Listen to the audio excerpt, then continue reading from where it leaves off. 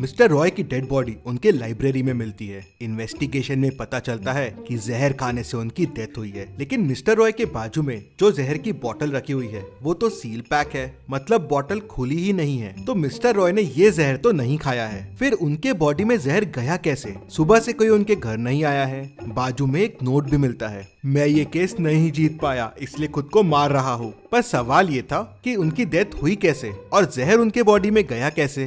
Detective Mehul crime scene पे पहुंच जाता है इस केस की छानबीन करने। तो मिस्टर रॉय बहुत बड़े एडवोकेट थे, मतलब इनके उतने ही दुश्मन भी होंगे। चौंकाने वाली बात यह है कि उनके पास कोई ग्लास भी नहीं है, जहर की बोतल भी सील्ड है। तो जहर अंदर गया कैसे? तभी मेहुल को एक क्लू मिलता है। क्या आप इस सीन को देख के बता सकते हैं मेहुल को क्या क्लू मिला होगा? सोचिए और जल्दी से आपका आंसर कमेंट कर दीजिए। चाहिए तो वीडियो को पॉज कर दीजिए।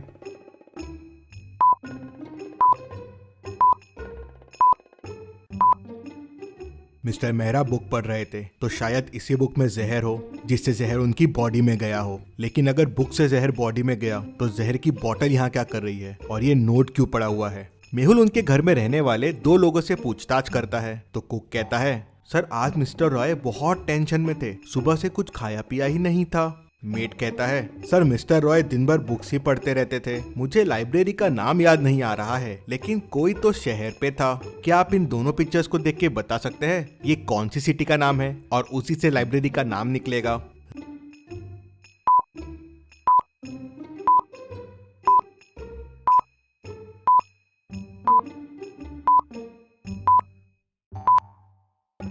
रैट प्लस लैम्प मतलब रतलाम। रतलाम लाइब्रेरी। मेहुल तुरंत रतलाम लाइब्रेरी पहुंच जाता है।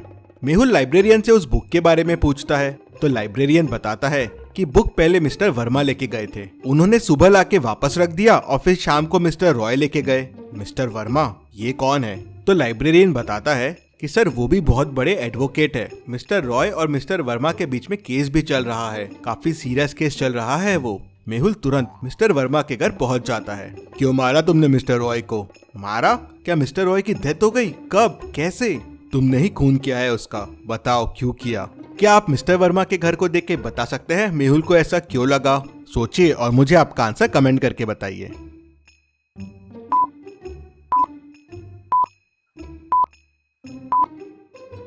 पूरे वॉल पे मिस्टर रॉय के फोटोज हैं और उस पे तुमने इतने सारे डार्ट्स मारे हुए हैं, मतलब वो तुम्हारा दुश्मन होगा। हाँ सर, वो मेरा दुश्मन था। मैं इतना बड़ा वकील हूँ लेकिन आज तक मैं उससे केस नहीं जीता। मैं उससे 10 केस हार चुका था। वो बेईमानी करके लोगों को पैसे खिला के केस जीत जाता था। कई मासूमों को उसके वजह से सजा हुई है सर, लेकिन ये केस मैं उसे जीतने वाला था। पहली बार मैं उसे हराने वाला था। मैं क्यों मारूंगा उसे? हाँ, शायद तुमने उसे नहीं मारा। मेहुल तुरंत समझ जाता है कि मिस्टर रॉय के पास जहर की बोतल क्यों रखी हुई थी। क्या आप वीडियो को पॉज करके सोच सकते हैं?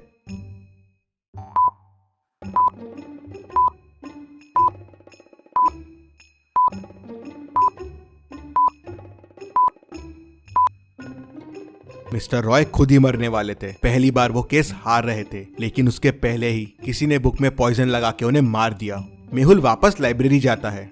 फिर मेहुल लाइब्रेरियन से पूछता है, क्या कोई इस बुक को सुबह से शाम के बीच में लेके गया था?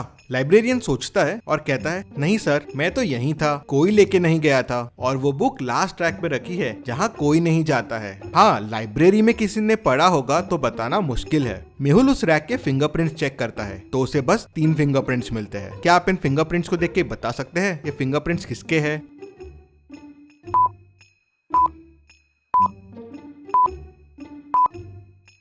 पहला वाला तो मिस्टर रॉय का है, तीसरा वाला मिस्टर वर्मा का है, लेकिन ये एक्स्ट्रा फिंगरप्रिंट किसका है? शायद यही मर्डरर हो। मेहुल सोच में पड़ जाता है। धूल के वजह से फिंगरप्रिंट्स थोड़े बिगड़ गए थे, तो किसके हैं मैच करना बहुत डिफिकल्ट था। सुबह से लेके शाम के बीच में लाइब्रेरी में 3 लोग थे। मेहुल तीनों से पूछताछ करता है, क्या तुम लाइब्रेरी के उस कॉर्नर में गए थे? नहीं सर, मेरे तो एग्जाम चल रहे हैं, मैं तो टेबल से हिला भी नहीं, पूरे दिन बस पढ़ाई कर रहा था। सर मैं उस साइड गया था लेकिन उन बुक्स के पास नहीं गया। सर पीछे रैक्स के बुक्स बुरे हाल में हैं, पेजेस भी फट रहे हैं, तो मैं वहाँ क्या करने जाऊंगा? मेहुल थोड़ा सोचता है और तुरंत समझ जाता है कि कौन झूठ बोल रहा है। कैसे? क्या आप सोच के बता सकते हैं?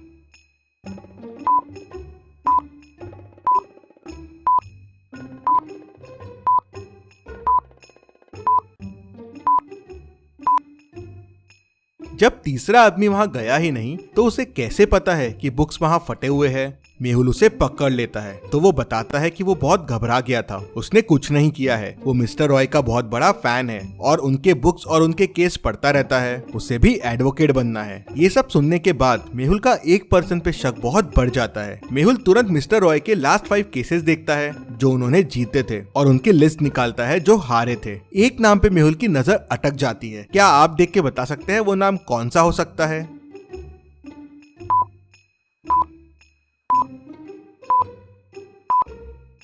वो नाम है रोहन शर्मा। ये नाम तो पहचाना सा लग रहा है। लाइब्रेरियन का नाम रतन शर्मा है और इसका रोहन शर्मा। कहीं ये दोनों रिलेटेड तो नहीं? क्योंकि बुक लाइब्रेरी में कब आई और कब गई ये बस लाइब्रेरियन को पता था। मेहुल तुरंत लाइब्रेरियन के घर पहुंच जाता है तो देखता है कि उसके भाई की डेथ हो गई है। रोहन शर्मा की फोटो लटके रहती है और उसपे हार होता है। पता चलता है कि उसने सुसाइड कर लिया था क्योंकि वो केस हार गया था। मेहुल को समझते देर नहीं लगती कि ये बदला लेने के लिए ही शायद उसने मिस्टर रॉय का खून किया होगा। मेहुल रूम की चीजों को देखता है तो उसे एक और मर्डर का शक होता है। क्या आप रूम को देख के बता सकते हैं कि वो क्या चीज है?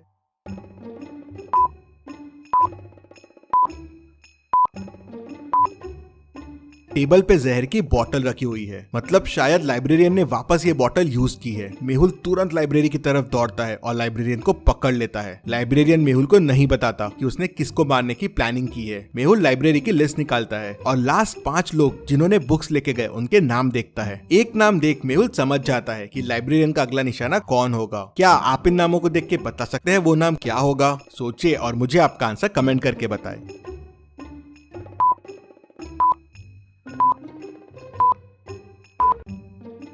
और वो है mister Verma. Mister Roy case जीत गए थे और मिस्टर वर्मा केस हार गए थे, तो लाइब्रेरियन उसे भी मारना चाहता था क्योंकि उसके वजह से उसका भाई मर गया था। मेहुल तुरंत मिस्टर वर्मा के घर पहुंच जाता है और उन्हें बुक पढ़ने से रोक लेता है। मिस्टर वर्मा बच जाते हैं। मेहुल केस सॉल्व कर लेता है। Detective Mehul rocks. इसी बात पे जल्दी से वीडियो को लाइक कर दीजिए। चलिए अगली पहेली देखते हैं। लोकेश का उसके रूम में मर्डर हो जाता है। मर्डर करीब 4 बजे हुआ है।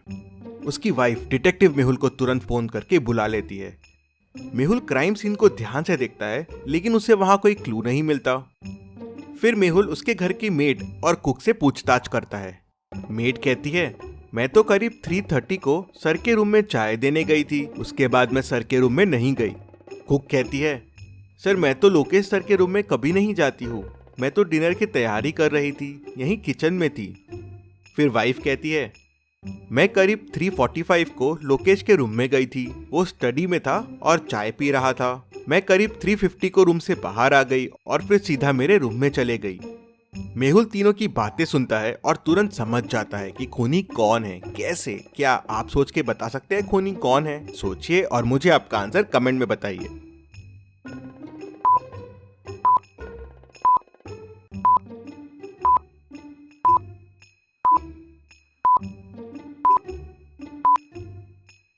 चलिए इसका आंसर देखते हैं। वाइफ जब रूम से बाहर आई थी तो करीब 3:50 हुए थे और चाय का कप रूम में ही था। लेकिन जब मर्डर हुआ तो चाय का कप रूम में नहीं था। कप रूम से सिर्फ मेड उठा सकती है और वो कप डाइनिंग पे रखा हुआ है, ठीक मेड के पीछे। मतलब मेड जब कप लेने वापस गई होगी करीब 4 बजे, तब उसने लोकेश का खून किया होगा। मेहुल उसे पकड़ लेता है। चलिए अगली पहेली देखते हैं। मेहुल एक गुफा में फंस जाता है। गुफा से बाहर निकलने के लिए मेहुल को 4 दरवाजे दिखते हैं। पहले दरवाजे के पीछे आग है, अगर मेहुल ने यहाँ से जाने की कोशिश की तो वो जल जाएगा। दूसरे दरवाजे के पीछे पानी है जिसमें खूंखार और बड़े क्रोकोडाइल्स है। मेहुल ने अगर यहाँ से जाने की कोशिश की तो क्रोकोडाइल्स उसे कच्चा चबा जाएंगे।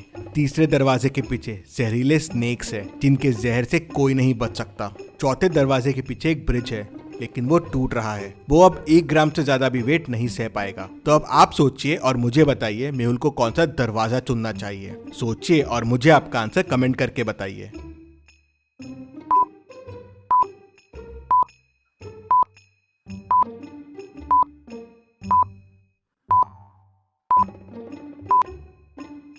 चलिए इसका आंसर देखते हैं। अगर आप ध्यान से देखेंगे तो गुफा के कोने में एक बाल्टी पड़ी हुई है। मेहुल दूसरा दरवाजा खोलेगा और बाल्टी लेके अंदर जाएगा। वो बाल्टी में पानी भर के लेके आएगा और पहले दरवाजे की आग बुझाना शुरू कर देगा। धीरे धीरे थोड़ी देर में आग बुझ जाएगी तो मेहुल पहले दरवाजे से निकल पाएगा। तो लॉजिकल आर्मी, ऐसे और मेहुल वीडियोस के लिए चैनल को सब्सक्राइब करके बेल आइकन प्रेस कर दीजिए। Thank you.